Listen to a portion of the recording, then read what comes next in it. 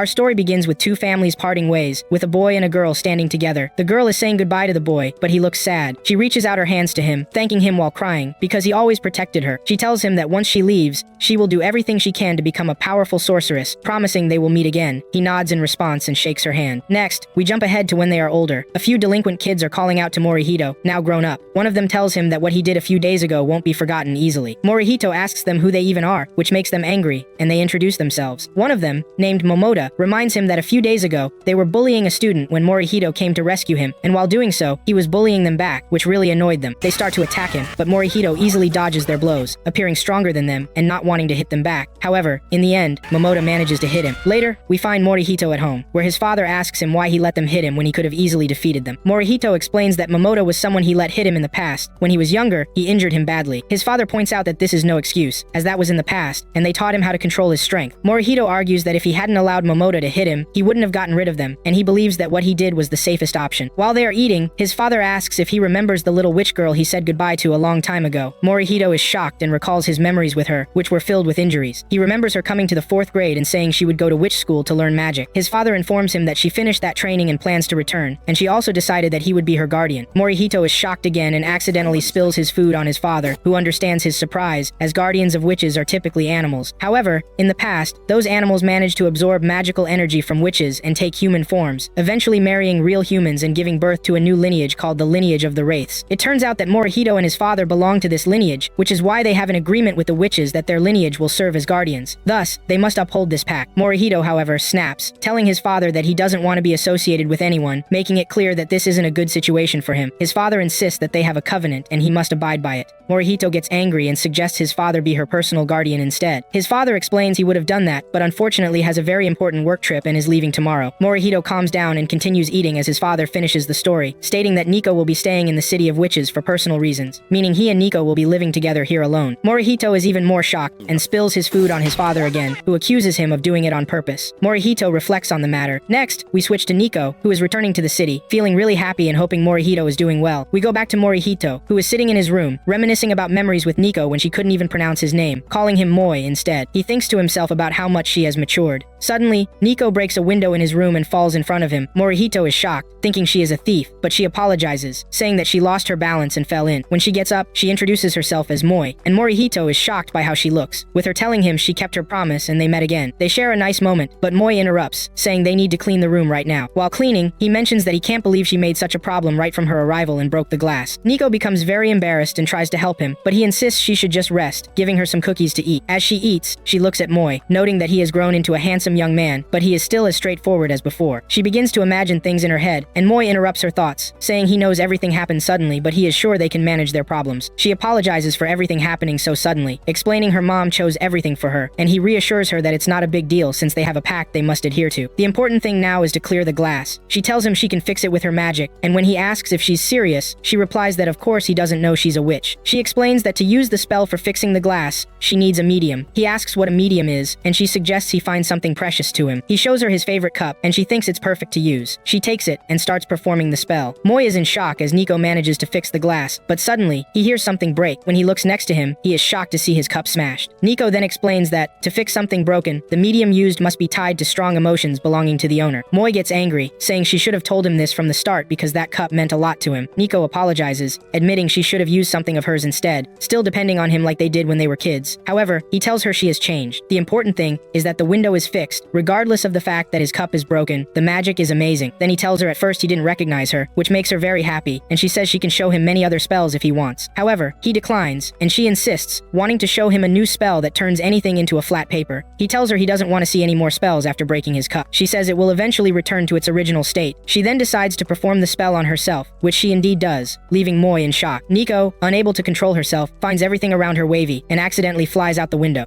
Moi was shocked by what happened, and said that Nico was still being reckless as usual. He tried to catch up with her, but couldn't grab her more than once until she got stuck in a narrow corridor. Moi couldn't get her out, so he asked her to wait until he fetched a broom to pull her out. She told him that the spell's duration was about to end, and if she didn't get out of that corridor, she would really become a flat woman. Suddenly, Momoda appeared and asked Moi what he was doing in front of his house, wondering if Moi came to get revenge on him. But Moi said seriously, "I urgently need a vacuum cleaner. This situation is extremely dangerous." Momoda reacted coldly and asked if Moi wanted to fight or what. Moi remembered when they were kids, how Momoda punched him and broke his arm. Then Momoda and his friends came and beat Moi Moy hard in front of Nico, who had no reaction despite having the strength to fight back. Afterwards, his dad told him that he acted correctly. Moy asked his dad why they had the strength of ghouls anyway, saying it was bad. His dad explained that he could get training to control his power, emphasizing that strength is important because it makes its owner strong-hearted. After that, we see that Moy was furious and used his power. Momoda felt scared and thought Moy was going to kill him, but at the last moment, Moy used his power to break the wall and managed to pull Nico out safely. Nico returned to her normal self at just the right moment. Momoda was stunned to see Nico again, and she greeted him by saying, "Hello, Grassfish." Momoda got angry and said they had to fix his wall now, or he wouldn't spare them. Moy asked Nico if she could fix the wall, and she said she could but needed something valuable from its owner. At that point, Moy decided to use Momoda's hair for the spell, and indeed, the wall was fixed, leaving Momoda bald and confused about what happened. Moy and Nico then left, and Nico apologized to Moy for what happened, asking if it was a mistake to use Momoda's hair. Moy reassured her that they were now even. She agreed, and Moy continued, saying everything ended well, and now they needed to go home. Suddenly, Nico stopped and said she wanted a favor. It turned out she wanted to buy clothes, and ended up buying a lot, making Moy wonder about the amount as he carried it, feeling like his arm was going to break. She joked that he shouldn't say that because he's a strong ghoul. Then she said she would cast a spell to help him, and the spell made things really light. When Moy tried to carry the items after Nico's spell ended, he was shocked by their lightness and told Nico that her magic was incredible and very useful, which made her extremely happy. She started walking, and Moy thought about whether she was really ready to let the whole town know she was a witch because that would attract attention and put her life at risk. Nico retorted, asking what he wanted her to do. Stay locked in the house? Moy said that would be good, and would reduce the risks. She replied that she understood his thinking but pointed out that there was a rule among witches that they had to help people, and also that spells from novice witches like her were unstable, so interacting with people would help stabilize her skills. Staying alone would only make her sink into dark magic. He told her it was better for her to interact with people while using magic, and she agreed, knowing it would be hard for him, but it was like completing her training so she could become a powerful witch capable of helping others. Moy smiled, thinking that Nico's dream was wonderful, and he had to help her achieve it. He said, "Okay, I'll be your guardian, and I'll help you with whatever you need." Nico was stunned by his reaction and began to think about how to act if they started dating. Meanwhile, a fire broke out in one of the towers, and there was a woman calling for help. Nico decided to assist her, but Moy tried to stop her, saying it would be dangerous, especially with so many people around. Nico reminded him that she had previously told him that she would use her magic to help others, and pulled out her flying broom. Moy decided to help her and told her to fly on the broom while he rescued the woman. They began to execute their plan amidst the crowd's shock. Moy asked the woman to throw things to them, and when she did, they almost fell to the ground due to the load's weight. Nico used her lightness spell to make Moy lighter, and they saved the situation at the last moment. But it seemed the spell also affected Moy's mind, causing him to say strange things, and that's when the realization hit that the lightness spell makes people cheerful. The woman was shocked by what was happening, asking how they were flying like that as if it were normal. They began explaining it to her, but while they were flying, the lightness spell started to wear off, and they were about to fall again. However, they managed to land safely, and were celebrating their descent as the woman thanked them for saving her life. Then Nico remembered they had left the belongings and decided to go back to get them. They said goodbye to the woman and left, while she was astonished by what had occurred. After that, we switched to Moy and Nico, who had returned home and were exhausted from carrying the heavy items, which felt heavier than usual. When Nico read the spell book, she discovered that it had side effects from the lightness spell, which affected both Moy and Nico, causing them to collapse to the ground. Later, Moy and Nico were grumbling in frustration because they hadn't expected their day to turn out like this, with all these incidents happening. Eventually, they got ready for bed, and Nico said to Moy that their new life would officially begin tomorrow, hoping he would take good care of her during this period. He told her not to say such weird things and to go sleep in her room. Nico replied okay, and before heading to her room, she thanked him for what he did that day, saying it was amazing that he could control his power now, implying he must have gone through tough training. He confirmed that. Then, he started remembering what his dad said about a disaster happening to Nico within a year. Moy was shocked by this, and his father explained he knew due to Nico's father being a seer who could see the future, but they didn't have details about what exactly would happen. When Moy tried to figure out a solution for the disaster, he realized that Nico needed a guardian to survive. Moy pondered how to save Nico from what was coming while she looked at him with affection.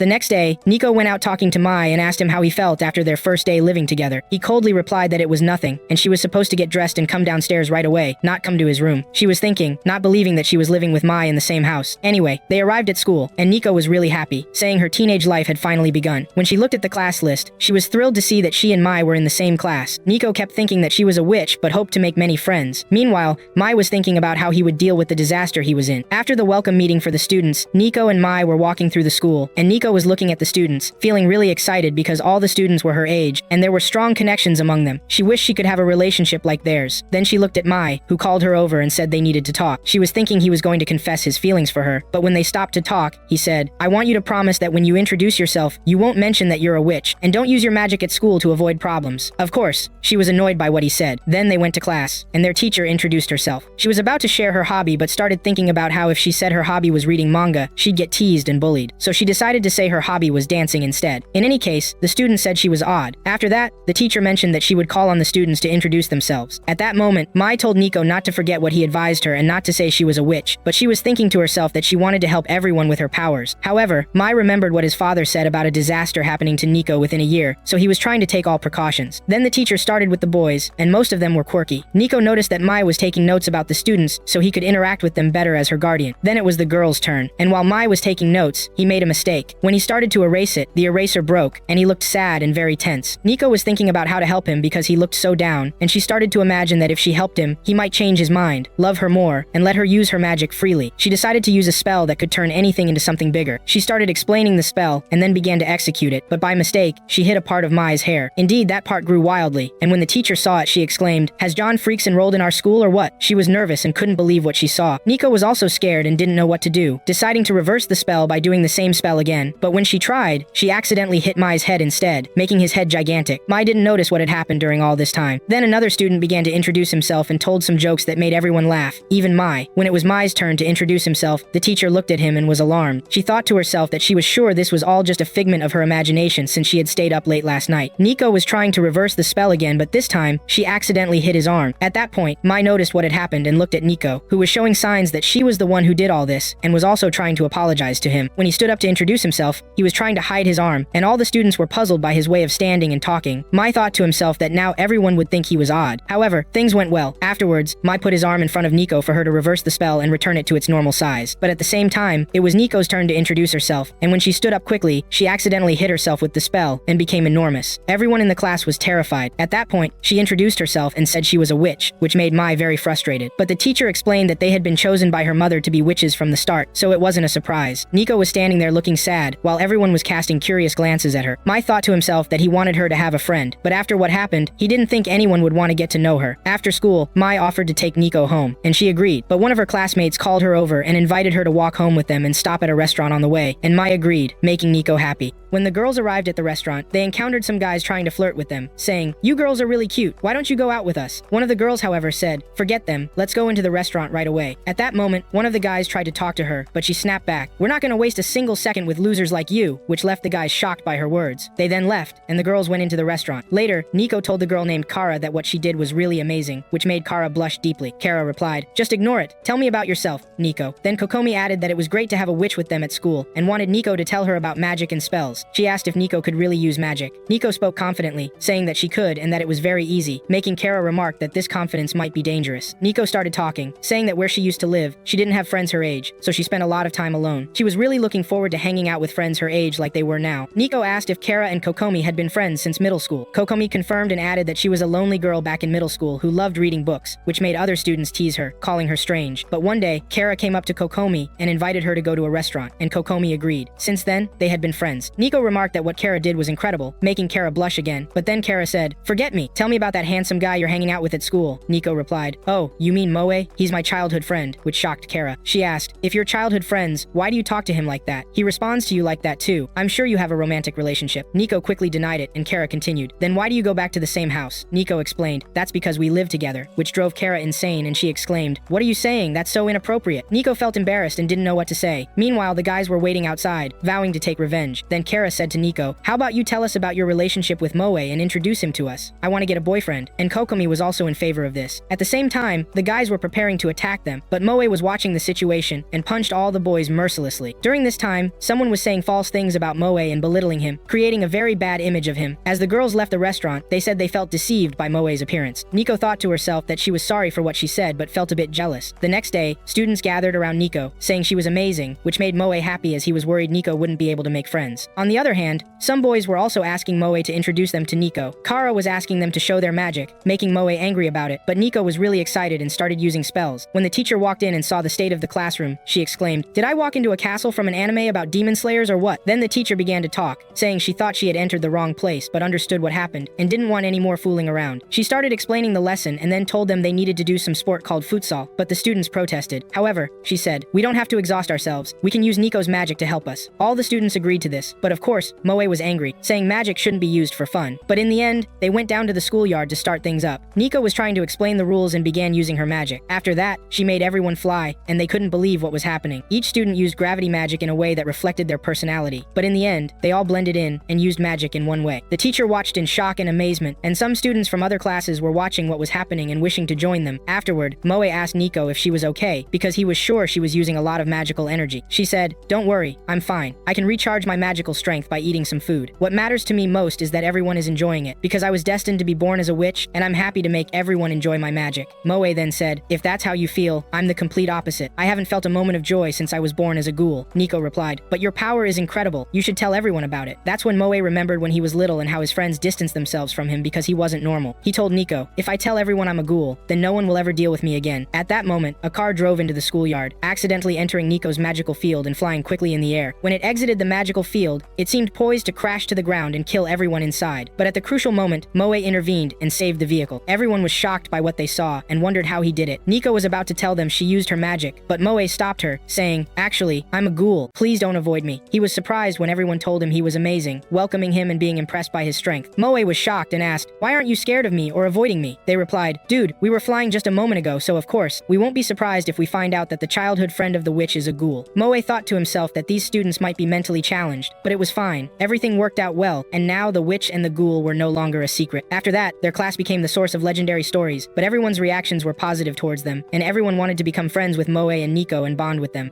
Then we see Mama Nico using the prophecy book, laughing mischievously as she says she's gotten used to this annoying laugh. We learn she's using her power to predict what will happen, and the book starts by mentioning some numbers that correspond to words on certain pages and lines. By gathering these words, Mama Nico will predict the future. When she finishes reading, she finds out a dog and raindrops will cause a disaster. Next, we move to Moe, who is preparing a cup of coffee. He mentions how much he loves this calm routine, and even though his cup broke, he got a new one that looks great. He enjoys these peaceful moments on the weekend. Then Nico wakes up. She's trying to get Mai's attention, thinking to herself about how great her pajamas are, but he shows no interest, looking spaced out. Nico wonders why he's reacting this way. She expected him to say something. Mai then tells her that just because it's a holiday, she shouldn't be lazy and to change her clothes right away, which makes her complain that he's worse than her mom. He points out that all her clothes look the same, shocking her. She argues that all her outfits have different shapes but similar details, making her look alike. She sees how today's girls are always fashionable and shows him a magazine with new styles, but admits she doesn't have any. It's no surprise Mai looks disinterested. Nico thinks she needs to put more effort into keeping up with today's trends, but decides to use magic instead. She casts a spell to turn the clothes in the pictures into real clothes, but since the clothes in the pictures only show the front, the back of the clothes that appear is transparent. Nico is unsure of what to do and thinks she doesn't want Mai to see the back, so she hesitates. In the end, she decides to go out and show him the new clothes. When she does, Mai is confused by her behavior and she asks him not to look, which surprises him. He doesn't understand what's happening. Nico strikes a weird pose in front of him like she's wrestling. He isn't bothered and decides to make another cup of coffee, but when he stands, she accuses him of being a pervert, leaving him shocked. She tells him to stay still, and he sits down, complying. She moves sideways until she stands in front of him again, asking him what he thinks. Mai doesn't get it, and she insists he shouldn't make her explain in detail. She asks him what he thinks of her outfit, and he says it looks nice, he didn't know she had such clothes. Then he realizes she wants to go out and tells her she dressed up for that reason, urging her to let's go out now. She yells, "Of course not. How does he expect her to go out like this?" He doesn't understand what's going on, so he asks what she said. He didn't say anything strange. She bashfully tells him no. He didn't say anything odd. She just wanted him to see the outfit. He tells her it's pretty, but her usual clothes are also nice, comfortable, and simple. He believes people look more beautiful in the clothes they love, which shocks and embarrasses Nico. Determined, she rushes to change clothes, but she forgets about the transparent part of her outfit. Moe is taken aback by what he sees and asks if this is the fashion these days, making Nico say of course not, just don't look. She then changed into her usual clothes, and he tells her those are beautiful and comfortable. They make his heart race. Nico feels shy, not expecting him to say that. Moe wants to take a closer look at her outfit, and when he approaches, he asks from what era are those clothes. She tells him she doesn't know, but all her clothes belong to her French grandmother, surprising Moe. He states he knew they were from the 20th century and valuable. Then Nico realizes why Moe's heart raced when she wore that outfit, and tells him that, of course, her heart races because those clothes are of high quality, and they can't find clothes like that anymore. This makes Nico upset, and she reminds him that her coat belonged to Adolf, and it's from the 40s. Nico then expresses her amazement at him. His heart races over vintage clothes, but not when he saw her in transparent ones. In response, Moe shows no reaction, saying her clothes were transparent but he didn't see anything. This makes Nico upset. She tells him they live together under one roof, and he doesn't care at all, always sitting alone. She thinks since she got here, he's been dead because the house became noisy. Moe admits that's partially true, shocking her, and she decides not to speak to him for the rest of the day. It said Moe always lived with his dad, and the place was always quiet. But he found that noise isn't necessarily bad. He continues, telling Nico to wear the clothes. She feels comfortable in all outfits are suitable and beautiful when worn right. He just got excited because he thought their taste in clothes was similar. He mentions he is going to make dinner and eat out, which makes Nico happy. Later, some packages arrived at their house, all for Nico. Moe asks what all the stuff is, and she explains it contains some books and manga. He notices one package addressed to him, and Nico tells him it's definitely from her mother, leaving him curious. Inside the package, there was a letter. letter, and he began reading it. He learned that Nico's mom now lives in a village called Yuzunkyo in Japan because there were witch hunts, and this city became the new home for witches. Nico's mom decided to settle there because predicting requires a lot of magical energy, and she stays to increase her power to reach the complete prophecy and understand what's happening with her daughter. That's why she asks Moe to protect her daughter during this time. Nico's mom says he has always helped her since they were kids, so she hopes he takes good care of her daughter. Afterward, Nico wanted Moe to help carry the things, but he told her she needed to take some responsibility and move them herself. This made her realize Moe's sense of responsibility increased when he read her mother's letter. Nico was about to use magic, but Moe warned her not to because of the side effects that happen when they use spells, telling her not to use magic for this. She argued back that she had a spell that had no side effects and began using it. Once she finished, another version of Nico appeared, but when Moe looked, he noticed that both Nico and her copy became shorter. When Nico tried to lift a package, she couldn't, so she asked the other copy to help her, making Moe angrier as he exclaimed she hadn't done anything, and that this spell was a failure. They were two of them but only carrying one box. Moe thought that he should watch the two copies instead of just one and was upset about it. Nico then had the idea to split the two copies into two more so they could finish the task faster. Indeed, there were 4 versions of her, but they still could only carry one box, which made Moe even angrier. In the end, he decided to carry the packages himself, finishing the task quickly. Nico's copies teased Moe,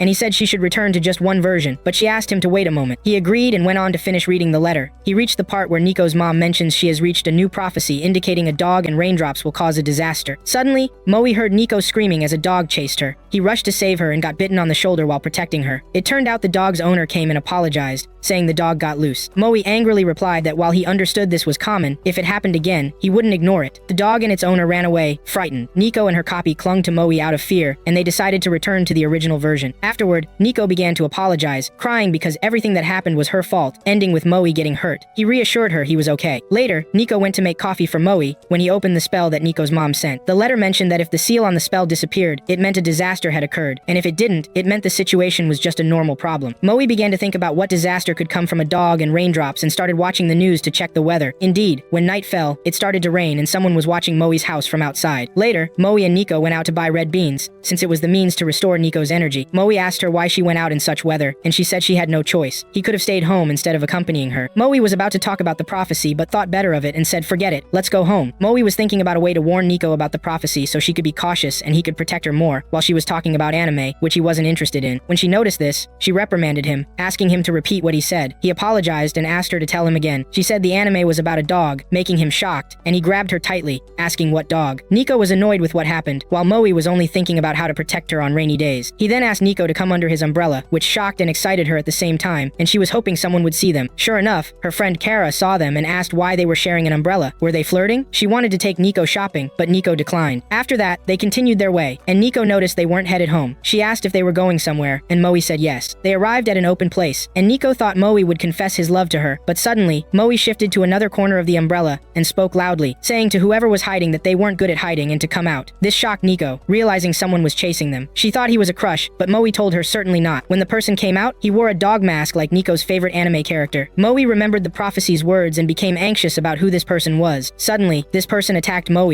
and a fight broke out. Moe notes the person is fast, but he's still stronger and can win. Then the strange guy pulled out a stick and used a wind attack, throwing Moe away. At that point, Moe decided to unleash his full power and used a strong fire attack, but that attack turned out to be a feint. He grasped the stranger from behind and said he didn't care about killing him. He just wanted to know his identity. When he removed the mask, he revealed a strange person, but Nico recognized him well. His name was Tengu. There was a look of sadness on his face, as Nico couldn't recognize him from his fighting style. Then Nico introduced this person, saying his name is Tengu. He was in the place where she trained. That shocked Moe. Tengu then apologized to him, stating that he was testing Moe's strength and capability to protect Nico. He also mentioned that he came here to protect Nico as well, claiming to be her guardian from the crow species. I am its companion from the crow species. After that, they all went home, and Tengu was very happy because he saw Nico after a long time. Meanwhile, Moe seemed upset. He tried to talk to Tengu and called him several times, but Tengu ignored him and only spoke to Nico. They were reminiscing about their memories and how they met in the mountains when Tengu's dad and Nico's dad became friends. That's when Tengu and Nico easily formed their friendship and spent a lot of time playing together when they were kids. Then, Tengu started talking about Nico in an embarrassing way, which made her blush and want him to stop. At that point, Moe interrupted and said to Tengu, "You still haven't talked about the important things, like what brought you here." This prompted Tengu to say he found Moe boring boring and annoying. Tengu then mentioned he was here because Nico asked him in the past to be her guardian. At that moment, Tengu had finished his special burger and wanted another one, so Moi got up to get him another. After finishing that, he approached Tengu and threw it at his forehead, making Tengu's forehead burn as he yelled, "Moi, are you blind? What did you do?" Moi coolly replied, "Your forehead was so wide, I thought it was a plate." Then Moi told him to forget about that and asked if he was really Nico's guardian. Why was he hiding? Tengu replied, "I don't talk to monsters." Moi then said, "If you don't talk, I'll make you talk my way." Tengu nervously asked, "How will you do that?" Moi got angry and asked Nico to use any spell to make Tengu talk. Nico then turned Tengu's umbrella into a talking entity to reveal the truth. The umbrella said that in the past, monsters and Tengu were like oil and water, totally incompatible, but now, their relationship had settled a bit. Tengu got angry and asked Nico what she did, to which she replied that she used a spell to make inanimate objects speak. Moi then realized what was happening and said to Tengu, "So you're hostile towards me because of this? That's annoying. This is the first time I've heard about it, but my dad told me about Tengu before, so you're not a stranger to me." Tengu angrily replied, "That's what I mean. You monsters always belittle Tengu and don't care about them at all." Moi looked at him coldly and Tengu said, "Stop looking at me with those cold eyes, or I might cry. What's wrong with you, monster? Why are you treating me like this? The Tengu always suffer and die while the monsters don't care about them at all." Moi replied, "The reasons for your hatred are trivial. You talk as if your dad told you not to lose to anyone, because in fairy tales, it's always the monsters that get praised. Even in anime, they call it Demon Slayer. Why isn't it called Tengu Slayer? And I say your dad read a lot of manga because the best part for him was seeing demons being cut, and his favorite character was the demon." Tengu then said that the sake he drinks was called Monster Slayer. Moi got furious and said, "I've heard enough about your dad. Why talk to me about someone who loves reading manga about killing demons? None of this matters to me. Just tell me why you were hiding." Tengu explained, "I wanted to do something great, which is to protect Nico without needing a monster, because if I did this, all the glory would be mine, and the Tengu's reputation would rise, and all the monsters would bow to us." Moi then said, "So that's why you were so prepared on this rainy day." Then Nico said, "You've always protected me, even when I was at school. Thank you for what you did, Kan." It seems that Kan was his real name. Kan replied, "Don't worry about it. I'm from the escort creature race anyway, and if fate calls me, I will respond." Then the umbrella said, "Don't be fooled by his words. I'll tell you the real reason behind what he does. Lady Ibuki settled all his debts, and he owes her a lot of money." Kan then grabbed the umbrella and shut its mouth. After that, Kan showed signs of regret and started to tell the truth that he had spent all his money on games and nonsense, and he borrowed money from everyone he knew until he found himself drowning in debt. He tried to escape, but Nico's mom intervened and settled his debts. She is a truly wonderful woman. At that point, Nico said she would go prepare some tea. Kan then pulled out a piece of paper and said to Moi, "Since Nico isn't here now, I want you to know about this prophecy. This prophecy said there was an enemy at school. Then he said if it's a disaster, it wouldn't be an accident or illness. There's someone targeting Nico." Kan replied, "Yes, that's why I've been watching Nico since the start of school, and this must remain a secret from her. It was at Lady Ibuki's command. If she finds out, it will stress her connections with her classmates and lead her down a dark path." Then Nico came in, and Kan said to her, "How can you live with a monster like this? He looks grumpy and will ruin food with how much he frowns. He can't prepare anything." Moi angrily replied, "What are you saying? I finished all the food I prepared. That was all we had. Aren't you ashamed of yourself?" Kan said, "Why should I be ashamed? This is our first meeting, but Nico and I are childhood friends." Moi retorted, "But you're sitting in my house right now." Kan said, "That doesn't matter. We're personal guards now, and we need to discuss some things." Moi replied, "One guard is enough. Get out of here." Kan insisted, "But I'm stronger than you." Moi then said, "Do you want to prove this outside?" Things started to get tense between them, but Nico intervened and said that the quarrels and bad relationships between Tengu and monsters were from the past, and neither of them should follow the same path. Moi said, "But he keeps bothering me. As for the Tengu clan, I don't care about them at all. They don't matter to me, and I don't give them any consideration." Kan then started crying and said, "I hate monsters so much," before running away. Nico was upset about this and asked, "Why is your relationship like this?" Then she had an idea. She'd cast a spell on the food, and if two people ate it, they would become close friends. After that, Kan came in looking sad and upset. He started to talk, but Nico interrupted him, saying, "Don't worry, it's mealtime. Let's eat." There was only one box of snacks, which shocked Moi and Kan. Nico said, "No complaining." When Kan tried to eat, Nico told him to wait for Moi to eat first. Moi was shocked, and Nico told him, "Just trust me." Indeed, Moi ate the snacks. After that, he tried to give some to Nico, but she refused. Moi was confused about what was happening and told him to give the snacks to Kan. While Kan was eating the snacks, Moi started feeling something strange. When Kan finished eating, Moi told him, "You're a really nice guy, Kai." It seemed the spell was wrong because afterwards, Moi started acting weird and was nervous, not understanding what was happening because Moi was showing signs like signs of love, not friendship. Nico was shocked by the result, while Kan tried to push Moi away. The more Kan ate, the weirder Moi felt, wanting Kan to bring his shoulder closer. Kan didn't understand what was going on and wanted Nico to help him, but she said, "Honestly, I want to see you both bring your shoulders close to each other." At that point, Kan snapped and started to run away. While escaping, he saw two sad kids because their balloon got stuck in a tree. He helped them and brought back the balloon, but during this, he dropped his snacks. When one of the kids tried to tell Kan about it, Kan said, "Don't worry, you can take it." After the kids ate the snacks, they ended up like Kan and Moi, wanting to touch shoulders. Nico was looking for them, and when she found them, they were all touching each other's shoulders. Then they returned home, and Nico was trying to apologize because she didn't think this would happen. Kan was angry, but Nico said she just wanted them to get along. At that moment, the doorbell rang. Nico went to open the door, and suddenly she screamed. Moi ran to her quickly, and when they looked at her, she was in pain, saying that after she opened the door, she went to put on some clothes her mom sent her, and suddenly the outfit became tight. Out of nowhere, someone with eyes appeared and started talking, saying, "Oh, daughter of the witch, I've caught you at last," saying the enemy could use magic, which surprised him. When he tried to get closer to Nico, the outfit tightened even more, and Nico was in pain. The monster then spoke, saying it could control the size and firmness of the outfit, and it had now restrained Nico's hands, preventing her from using any spells. She was completely under its control. The magical monster then kidnapped Nico and started flying away. Moyi tried to follow her, but Khan calmed him down, telling him to take it easy and asking how he would catch someone who could fly. He said to wait a bit and leave it to him. Khan then used his power to control all the crows around and told Moyi that all the crows were his friends and would provide them with all the information they needed. Khan then asked one of the crows if it had seen a girl flying, and the crow responded positively and began flying toward her. Moyi and Khan started following the crows to reach Nico. Nico was trying to escape from the monster, but it was useless. Then she started saying she was sure Moyi would come to rescue her because whenever she got into trouble anywhere, Moyi always found her and saved her. Returning to the present, Amuri managed to reach Nico while the monster said it was draining Nico's energy to fly, and they wouldn't be able to catch up to it. Moyi asked Khan if he could fly since he was from the crow family, but Khan told him they had lost their wings just like the ghouls had lost their horns after several generations. Then a parachute appeared, scolding them for leaving her behind, but Khan told her to stop, saying Nico was in danger. Suddenly, Moyi had a plan and remembered when Khan used his power and knocked him down. He looked at Khan and said they needed to cooperate. Indeed, they started cooperating, and Amuri reached Nico. The monster then transformed into a solid form and told Moyi that he couldn't do anything to him now, but Moyi said that was exactly what he was waiting for. He attacked with a real assault, defeating the monster and managing to save Nico. However, they were about to fall to the ground when Khan activated the wind power again and saved them. Moyi fell hard and told Khan he did it on purpose, but then he started looking at the outfit, which turned into fabric, and he wondered what the monster really wanted. Nico thanked Moyi, saying, "Thank you, you always save me from all the problems I cause." Moyi responded, "This time it wasn't your fault, and we need to be careful from now on." Then Quan leaned closer and whispered in his ear that this monster wasn't the catastrophe, because when they looked at the paper with the seal, they found the seal still intact, which meant this monster was not the catastrophe, and also had nothing to do with the prophecy of the rain and the dog. Nico was upset, asking if these things would happen over and over again. Moyi reassured her, saying, "Don't worry, we'll be by your side. Don't worry about anything." While they were talking, Khan surprised them by saying he would move in with them. Of course, Moyi and Nico were shocked, and he said he wouldn't be stubborn anymore because that was the original plan, and from now on, they all needed to cooperate so things would be alright. Nico was happy about this, but Moyi was puzzled, saying, "If this is the main plan, where were you living?" Khan was stunned by this question and didn't know what to say, but the parachute explained everything, saying he had lived in a rented apartment and spent all his money on entertainment and nonsense, which is why he ran out of money. Moyi said, "I knew it. You ran out of money and came to intrude on us with no plan." Khan was trying to get back at the parachute for what it did, trying to stop it. On the other hand, Nico was happy and said they were starting to get along. Then Khan began to talk, saying the problem between the Tengu and the Yiglin was rooted in him because he grew up with this conflict, and forgetting it would take some time and a lot of getting used to. But for now, they had to deal with this problem. Moyi said that for him, there was no problem and he didn't hold any grudges. Then Nico told him he needed to take care of Khan because he was hardworking, responsible, and also a good cook who did everything perfectly. So he was someone reliable and didn't need anyone to take care of him, which is why she thought he needed someone like Khan. Khan didn't understand the implication, and Nico was remembering past events when Moyi and Khan said they didn't need any friends. She said, "You both are lonely, but you hate admitting it, and I think this will be a good chance to fix that." But they were denying it as well. After that, they were on their way home, having bought some things and arguing about them. Then they saw the kids that Khan had helped before, and it seemed that Khan had become their friend and won their affection. It looked like they weren't the only ones, as many people started talking to Khan, thanking him for helping them. It seemed that Khan had gained a lot of popularity in the neighborhood because he was friendly and had high communication skills. Later, we see them at home, where Khan and Moyi were strengthening their bond and playing cards. It looked like things were going well.